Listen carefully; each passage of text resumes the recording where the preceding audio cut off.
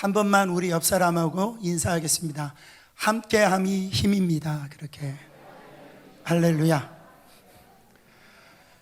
캘리포니아 요세미티에 가보면은 세코이어 나무라고 하는 아주 큰 웅장한 나무가 있습니다. 높이가 한 90에서 100m 되어지는 이 나무인데, 그 세찬 바람에, 그 뿌리가 깊지도 않은데 이 세찬 바람에 넘어지지 않는 것을 볼 수가 있어요.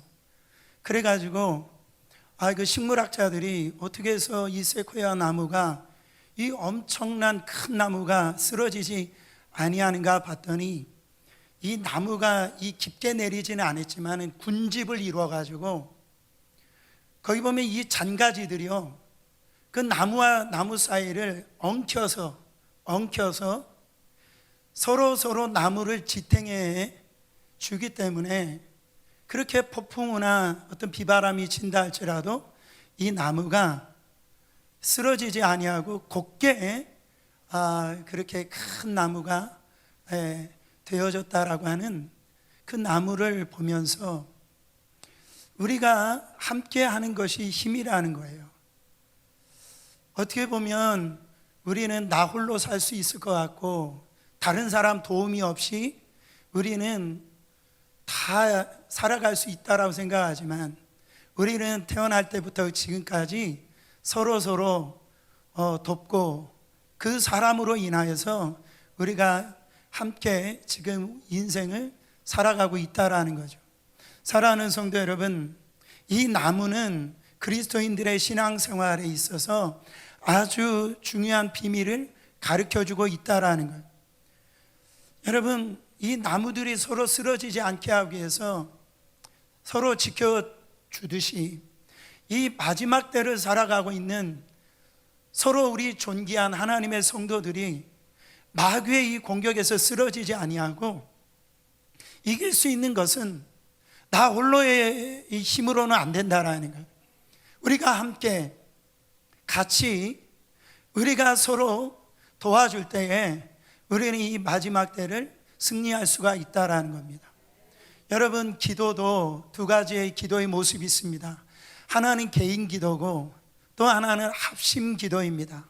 성경은 두 가지 기도의 모습이 나오고 있어요. 개인 기도는 골방 기도라고 그러죠. 합심 기도를 단체 기도, 아니 동성 기도, 이렇게 나눌 수가 있다라는 거죠. 뭐가 중요하고 뭐가 중요하지 않다, 그렇게 나누지 않았어요.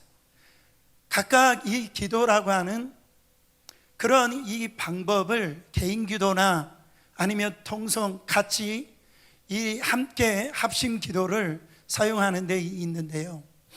그러나 성경에 보면은 이 합심이라고 하는 이 단어를 굉장히 중요하게 여기는 걸 볼 수가 있어요. 목사님, 저는 합심 기도를 하면 좀 불편해요. 다른 사람이 내 기도 듣는 것 같기도 하고, 옆 사람이 크게 기도하면 제가 기도가 안 됩니다. 저는 합심 기도는 저하고 맞지 않는 것 같아요. 이것은 하나만 알고 10가지는 모르는 거예요. 여러분, 성경을 보면은 개인 기도 분량보다도 합심 기도의 분량이 엄청나게 많습니다.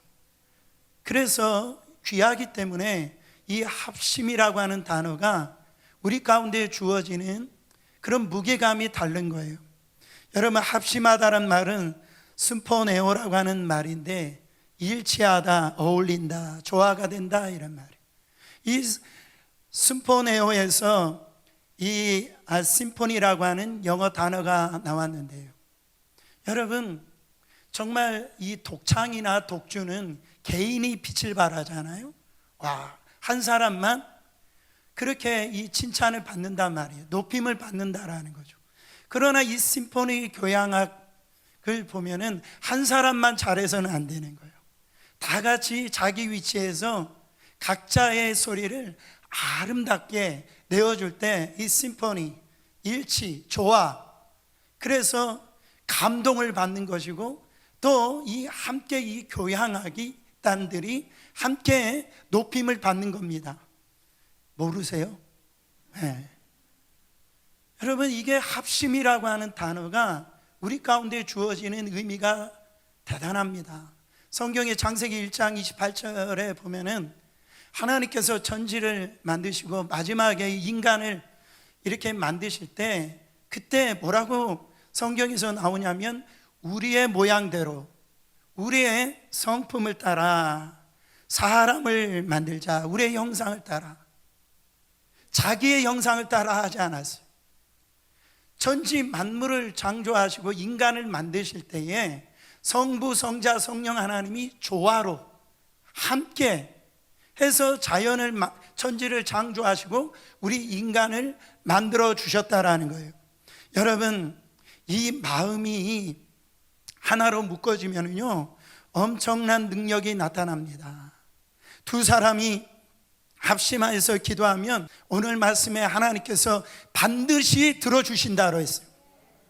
기도는 하는데 기도를 안 하는 게 아닙니다. 근데 어떤 마음으로? 합심해서 한 마음으로 기도하면 하늘의 하나님께서 너희의 기도를 응답해 주시겠다라고 약속에 있다라는 거죠.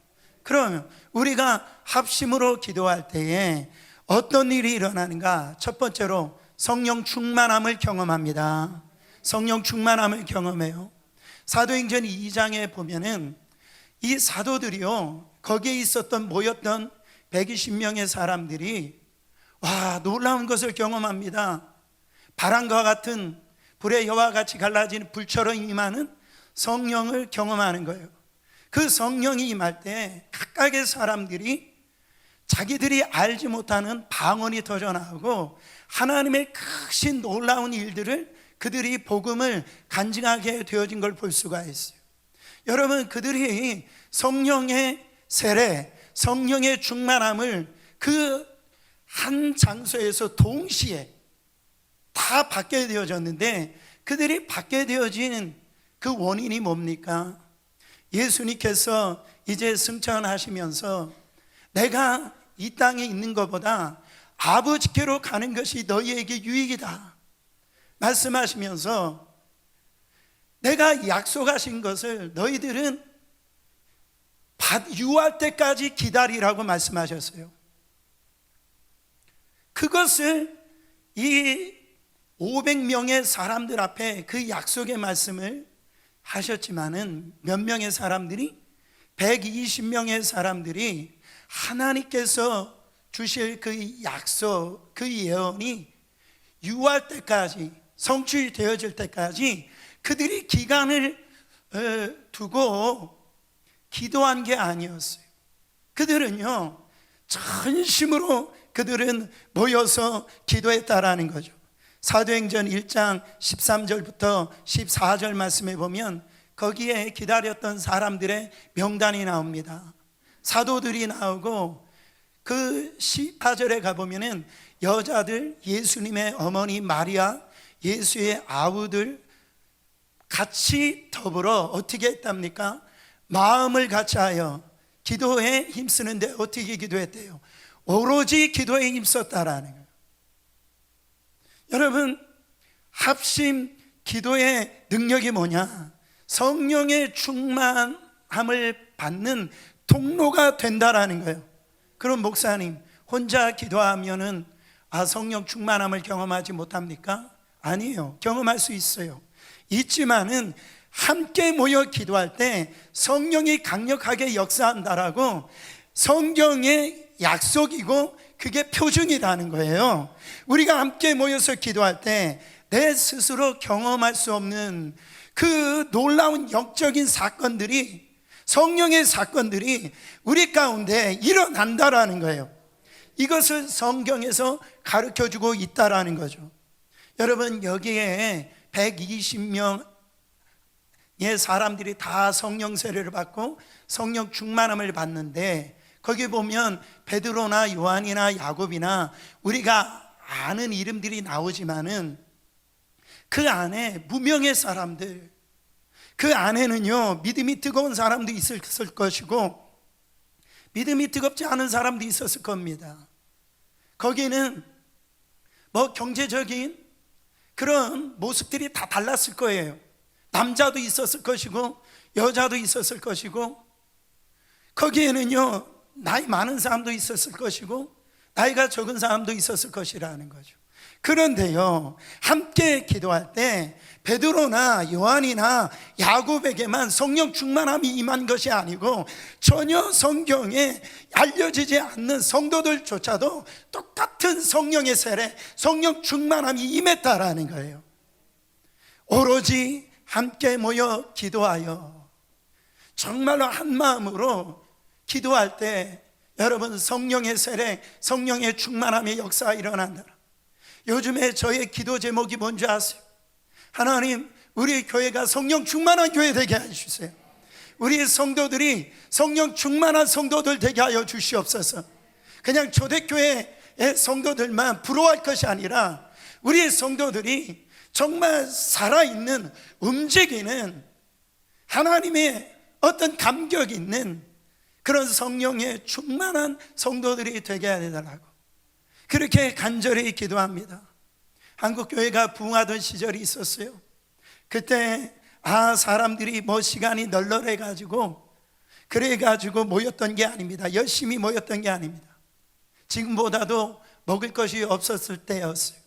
그리고 아침부터 밤늦게까지 일하던 때였습니다.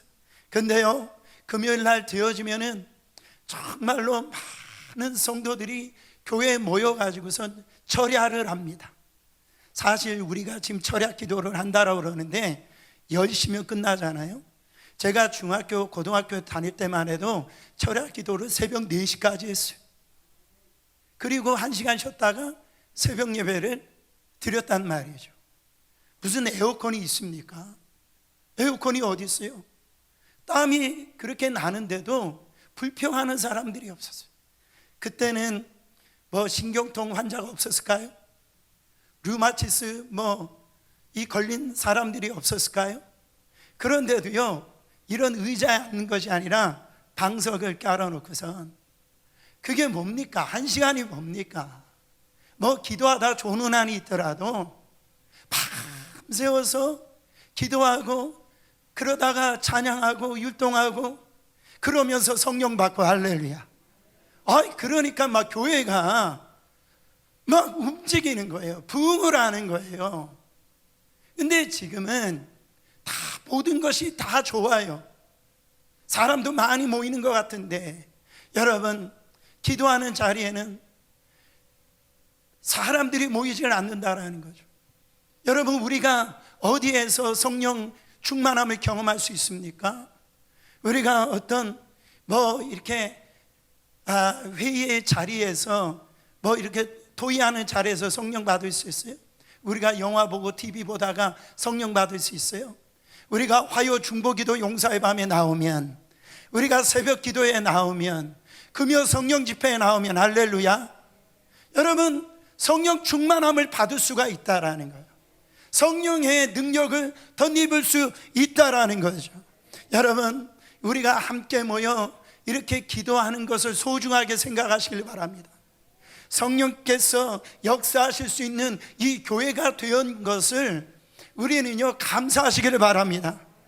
여러분, 기도 자리에 나와야 됩니다. 예배 자리에 나와야 됩니다. 그래야 우리가 성령으로 충만해질 때에 이 시대를 감당할 수가 있다라는 거예요.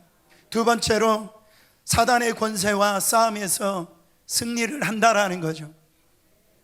오늘 말씀에 보면 두세 사람이 함께 모여 기도하면, 여러분, 두세 사람이 함께 모이는 곳을 교회라고 합니다. 두세 사람이 함께 모여서 기도하고 찬양하고 예배 드리는 곳이 교회라는 거예요. 이 교회는 영광스러운데, 할렐루야. 교회는요 놀라운 것이에요. 왜요? 예수님이 계시기 때문에 그래요.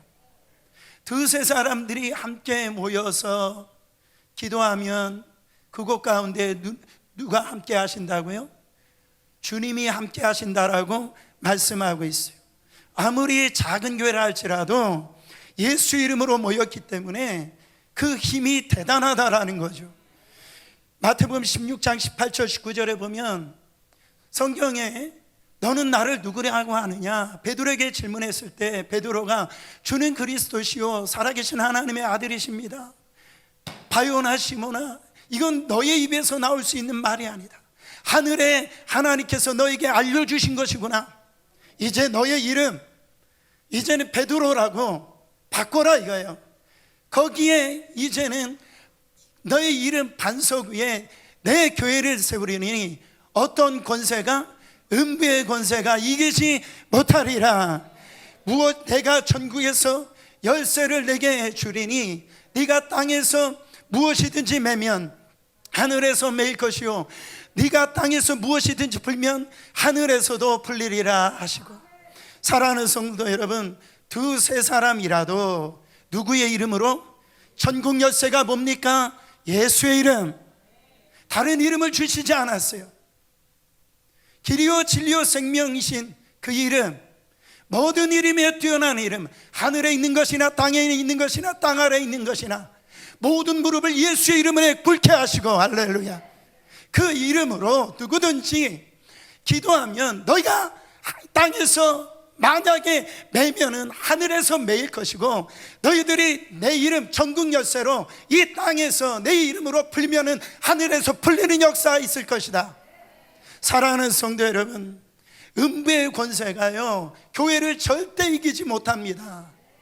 요한계시록 17장 14절에 보면 그들이 어린 양과 더불어 싸우려니와 어린 양은 만주의 주시오 만왕의 왕이시므로 그들을 이기실 터이요 또 그와 함께 있는 자들 곧 부르심을 받고 택하심을 받은 진실한 자들도 이기리로다. 우리 예수님은 만주의 주시오 만왕의 왕이시라기 때문에 항상 이기시는 분이시다라는 거예요. 예수님과 겨루어서 이길 수 있는 어떤 권세자도 세상에 없다라는 거예요. 사단은 싸움의 대상이 되지 않아요. 사단은 어둠의 영입니다. 우리 주님은 바로 빛이시라는 거죠. 아무리 캄캄한 세력들이 어둠으로 공격한다 할지라도 빛 대신 예수 그리스도가 우리의 대장 되시니, 여러분 컴컴한 가운데 한 줄기 빛이 들어오면 여러분 그 어둠은 떠나가게 되어져 있다라는 거죠. 그 이름의 권세를 어디에다 주셨어요? 예수 이름에 주셨다라는 거죠. 우리는 사단의 권세에 벌벌 떨 것이 아니라 예수 이름으로 사단아 떠나갈지어다, 예수 이름으로 명하면은 우리는 승리하게 되어져 있다라는 거죠. 그런데요, 그 예수 이름으로 두세 사람이 합심하여 예수 이름으로 기도하면은 놀라운 영적 지각 운동이 일어난다라는 거예요. 하나님께서 역사를 하신다라는 거예요. 원수 사단의 권세를 이기게 하신다라는 거예요. 우리가 신구약 성경을 보면 언제든지 합심해서 기도할 때 그 기도가 응답되었다라는 사건은요 정말 수많은 사건들이 나옵니다. 하도 안 믿으니까 이 사건 저 사건을 통해서 너희들이 합심하여 기도하면은 반드시 기도응답을 받는다, 사단과의 영적 싸움에서 승리한다 말씀하고 있습니다. 그 말씀 우리가 잘 아는 말씀, 출애굽기서 17장에 가보면 이 르비딤 골짜기에서 이 아말렉과의 전쟁이 이제 싸우는 사건이 나옵니다. 그들이 출애굽하고 이제 이 아말렉, 그 당시에 가장 강력한 무기를 가지고 있고 이제 이스라엘을 공격해 오는 거예요. 이제 르비딤 골짜기에서 이스라엘 이 군대가 이스라엘 민족의 강한 적을 만난 겁니다. 여러분, 이때 여호수아가 선봉에 서서 이스라엘 젊은이들과 함께 전쟁터에 나가게 되어지고, 그 지도자 모세가 아론과 훌과 더불어 산에 올라갑니다.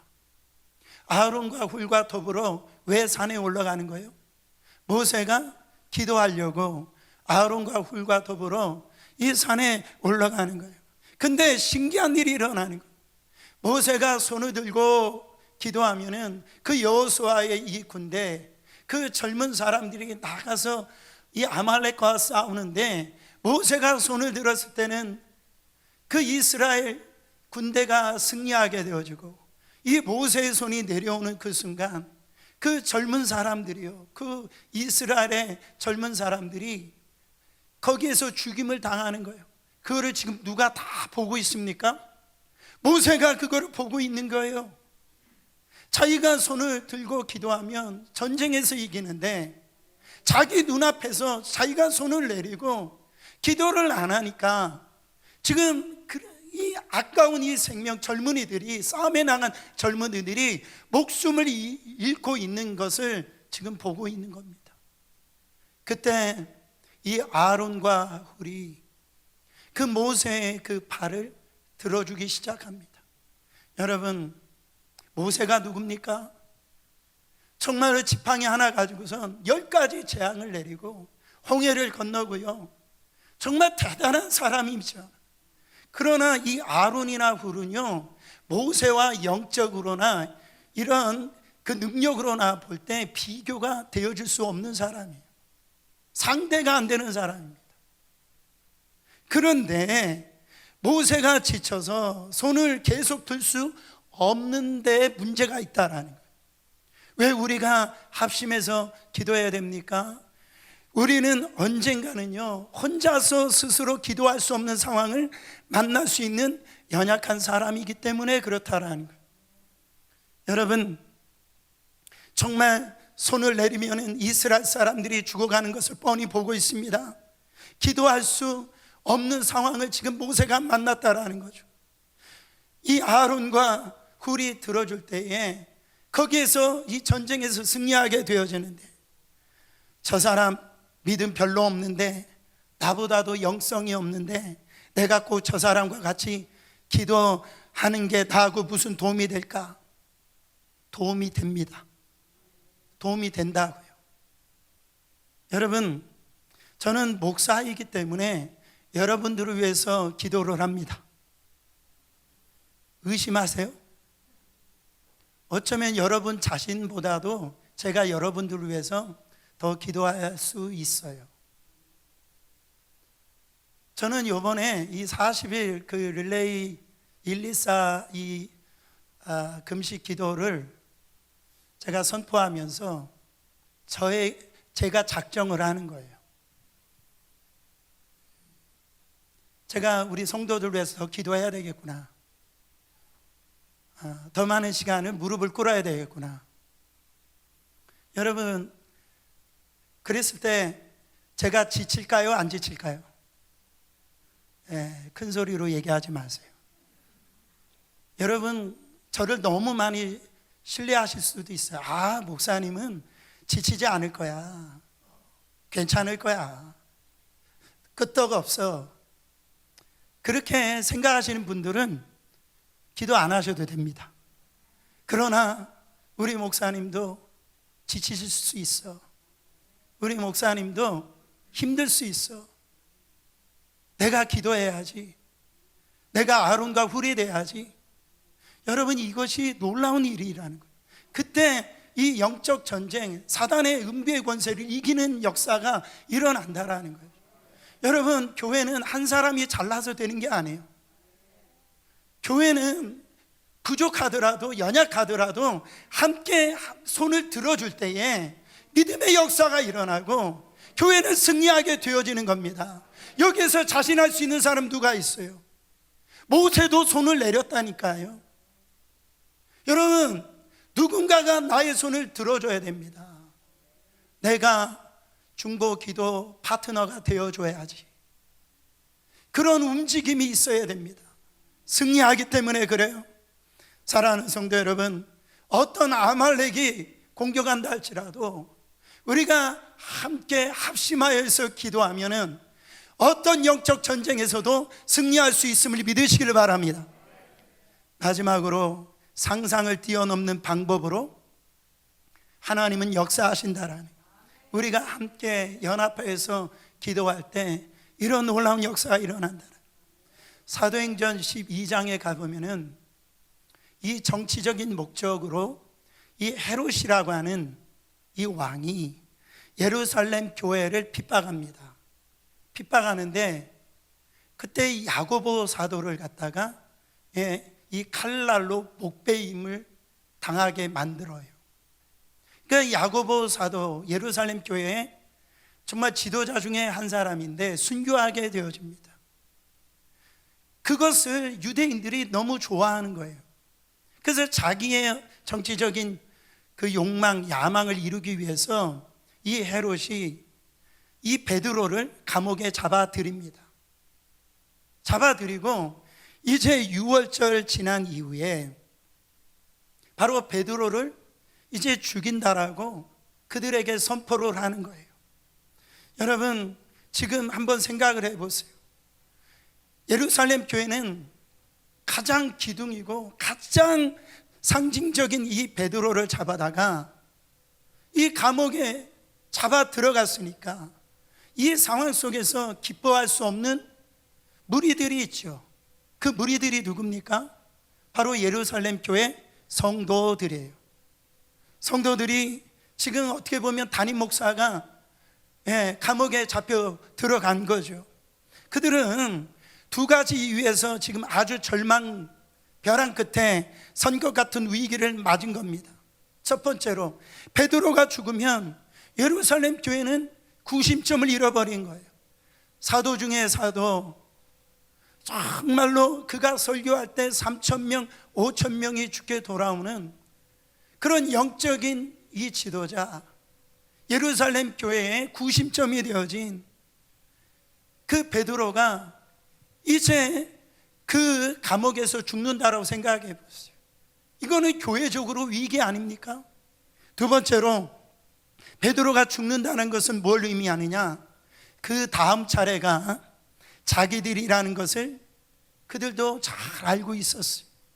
그래서 이 예루살렘 교회 절대절명의 위기 앞에서 베드로가 죽으면 안 되는 이 위기 앞에서 그들은 고민하다가 그들이 쓸 수 있는 마지막 최후의 카드를 그들은 꺼내어냅니다. 사도행전 12장 5절 말씀, 그게 뭡니까? 교회는 그를 위하여 간절히 하나님께 기도하더라. 성도는 그를 위하여 간절히 하나님께 기도하더라. 예루살렘 교회가 이 교회의 절대절명의 위기에서 꺼내댔던 최후의 카드는 뭐냐면, 그들은 알았어요. 함께 모여서 기도할 때에 이 성령이 임하고 하나님의 역사를 경험했던 것을 알고 있어요.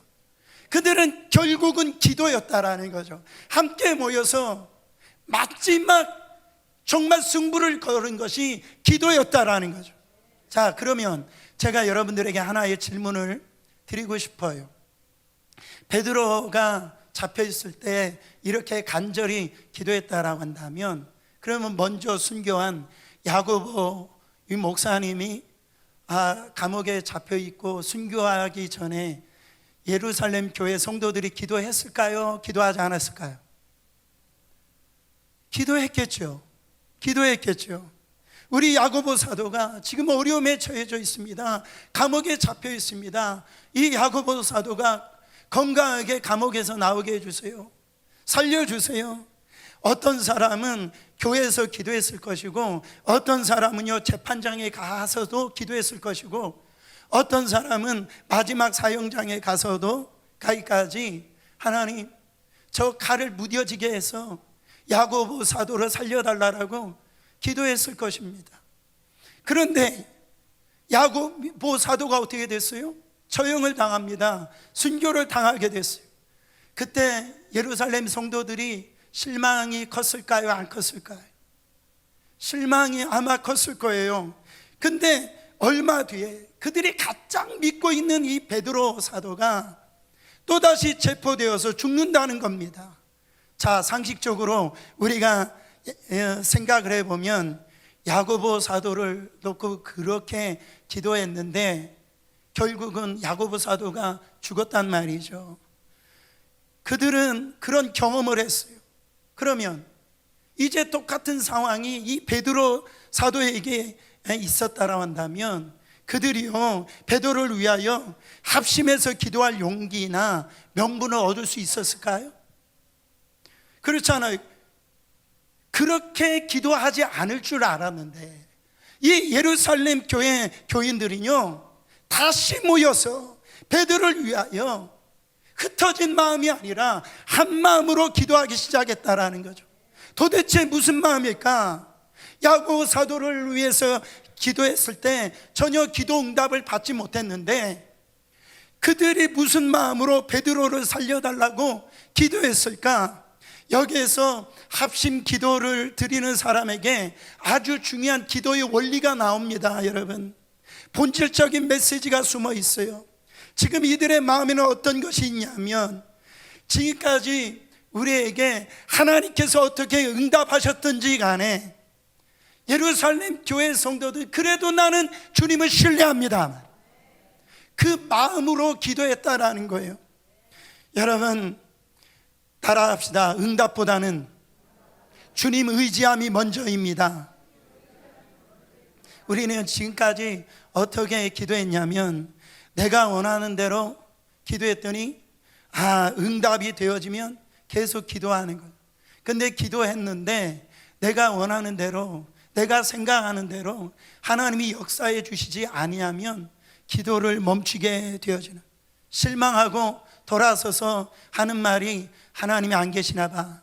다른 사람의 기도는 들어줄 줄 모르겠는데 내 기도는 안 들어주시는 것 같아.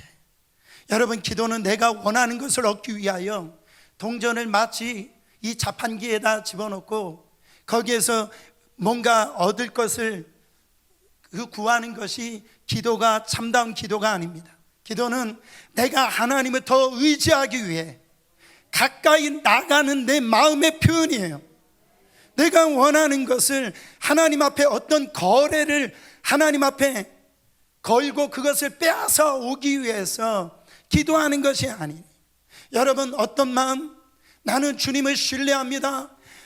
난 주님을 사랑합니다. 나는 주님을 의지합니다. 나한테 주님밖에 없습니다.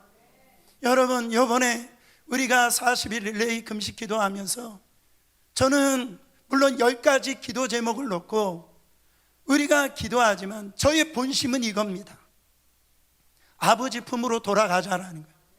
우리 성도들이 벌거벗은 몸으로 저 십자가 앞에 한번 서보자는 거예요. 지금 이 마음을 다 잃어버렸어요.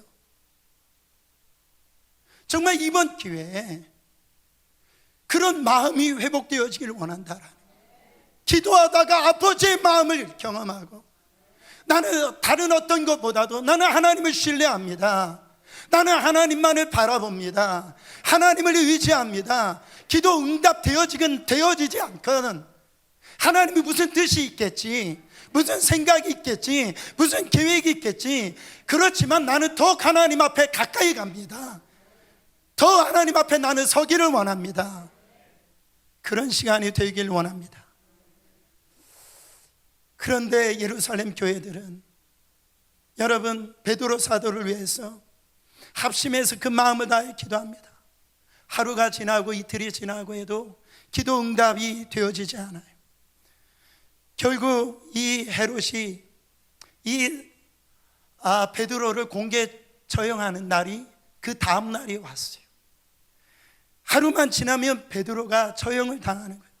그때 마지막 밤 교인들은 한 번 더 모여서 기도하기로 작정하고 마가의 집에서 모여서 교인들이 합심해서 내일이면 처형당하는 그 베드로 목사님을 위해서 하나님 앞에 다시 그 밤에 한 마음으로 합심해서 기도로 나가기 시작합니다.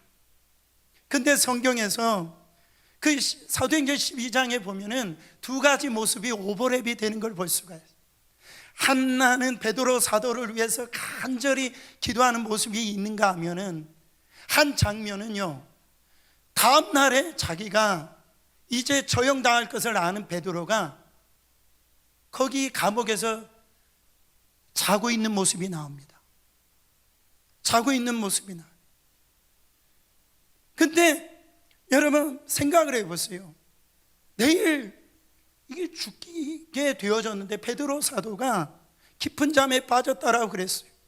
한쪽은 베드로를 살려달라고 하는데 울부짖고 기도하고 있는데, 한쪽에서는 베드로 내일 죽는다는데 깊이 잠이 들었다 그랬단 말이죠.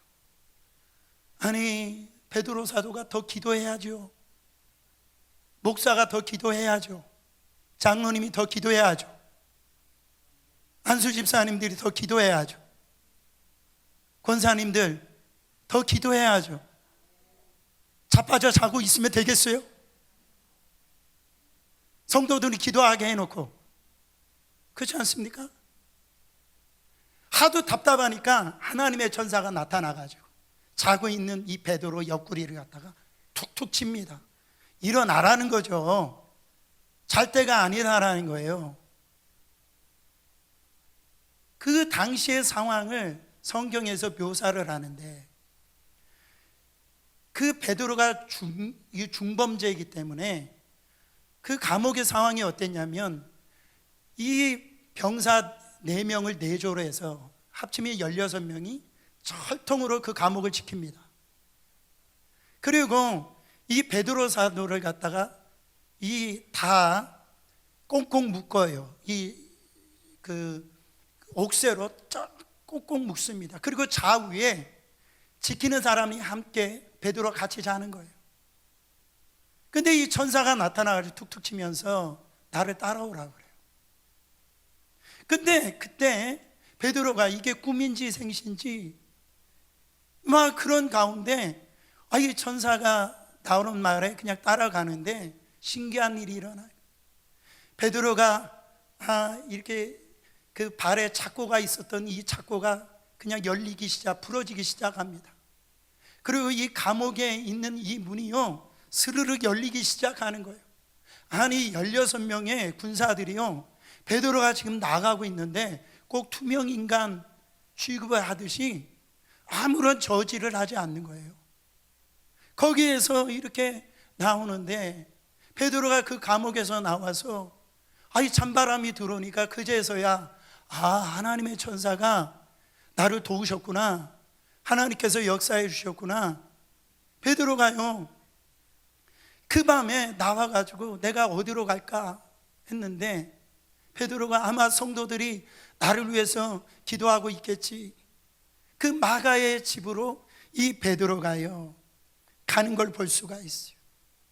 베드로가 똑똑 문을 두드리니까 겁에 잔뜩 집어먹은 그 로데라고 하는 여종이 누구세요? 그렇게 묻습니다. 여러분, 베드로가 그 집에 갔을 때 거기에 있었던 성도들은요 숨지기면서 합심 기도를 했어요. 왜요? 그 기도하다가 잡혀갈 수도 있기 때문에 혹시라도 자기들도 어려움 당할 수 있을지 모르니까 숨지기면서 기도하고 있어요. 그래서 아마 그 여종 로데를 망을 보도록 그렇게 했는지 모르겠어요. 그때 이 베드로의 사도의 소리가 어디에서 많이 듣던 소리가 들리는 거예요. 로데야, 누구세요? 물어보니까 로데야, 너희 담임 목사 베드로란다. 성경은 그런 말씀은 없지만 이렇게 상상을 해보면은 그게 느껴지는, 이 로데라고 하는 여종이 너무 놀래가지고 문 열어주지는 못하고 그 기도하는 성도들에게 가가지고선 그 로데의 여종이 얘기를 합니다. 지금 베드로 사도가 지금 문 밖에 지금 와 있다라고 그렇게 얘기를 하는데요, 아주 상기된 얼굴로 그렇게 얘기를 하는데, 그때 이 성도들이 어떤 기도를 하고 있었어요? 하나님, 우리 베드로 사도를 그 감옥에서 나오게 해주세요. 베드로 사도를 지켜 살려달라고 기도했던 교인들이 이 굿뉴스를 듣고요, 그들이 어떤 반응을 했는지 한번 보세요. 사도행전 12장 15절 말씀, 그들이 어떻게 하고 있었냐면, 그들이 말하되 네가 미쳤다 하나 여자아이는 힘써 말하되 잔말이라 하니, 그들이 말하되 그러면 그의 전사라 하더라. 아니, 그 기도 응답의 소리를 듣고 하는 얘기가, 교인들이 뭐라고 하냐면, 너 미쳤냐? 요즘 말로 하면은 야, 상식적인 얘기를 좀 해, 좀 합리적으로 이성적으로 판단해봐, 이런 얘기 아닙니까? 지금 베드로 사도가 감옥에 있어야 될 사람이 어떻게 이 자리에 와 있냐라는 거예요. 너 미친 거 아니냐라는 거예요. 그래서 그 여종을 꾸짖는 걸 볼 수가 있습니다.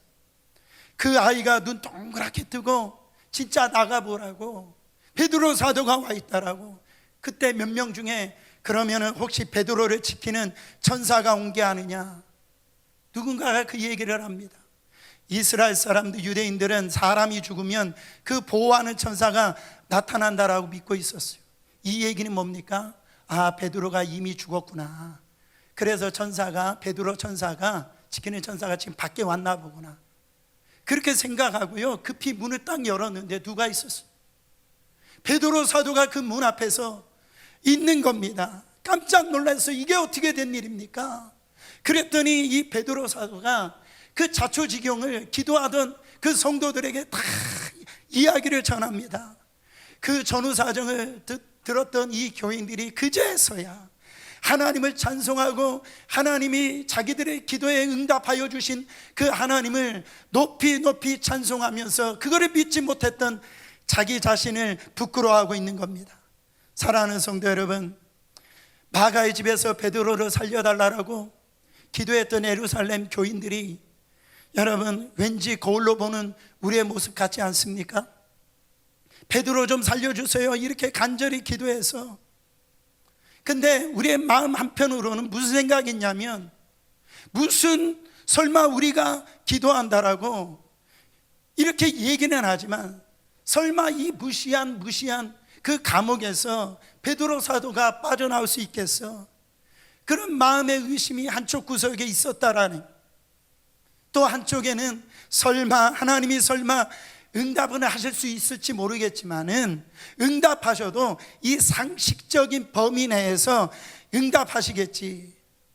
하나님의 응답을 기대했냐면 초월적인 응답을 기대한 것이 아니라 자기 수준에서, 상식적인 수준에서, 그 수준에서 하나님의 응답을 그들은요 기다리고 있었다라는 거죠. 그래서 밤중에 베드로가 왔다는 이야기를 듣고 그것을 믿지 못하고 있었다라는 거죠. 자기들은 베드로를 살려달라고 기적을 달라고 기도해 놓고선 지금 자기들 눈앞에 펼쳐진 기적 앞에서 여러분 상식적인 범위에서 응답만을 기대했기 때문에 초월적인 응답을 지금 못 믿고 있다라는 거죠.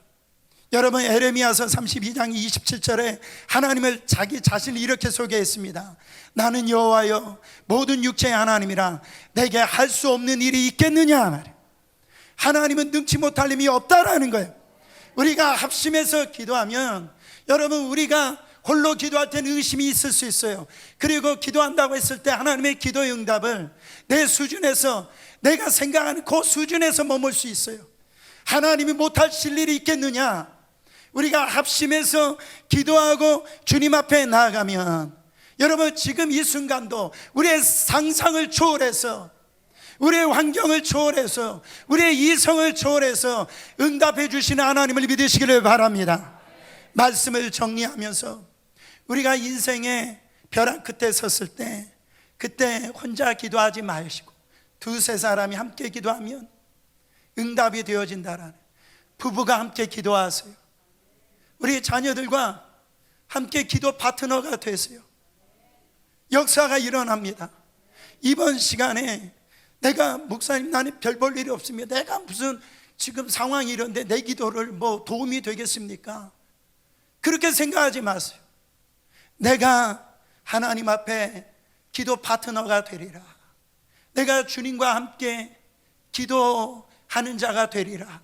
여러분 어느 누구도 거기에서 정말로 벗어나지 마시고 여러분 이번 한번 40일 동안 여러분 하나님이 역사하실 것을 기대하면서 나가면 성령 충만이 임하고요 모든 영적 싸움에서 승리가 되어지고, 여러분 어떤 일이 일어납니까? 바로 우리가 상상할 수 없는 일들이 일어날 수 있음을 꼭 믿으시고 나의 합심 이 기도에 모두 다 동참하셔서 하나님의 영광을 경험하시는 저와 여러분 되시기를 예수 그리스도 이름으로 축원합니다.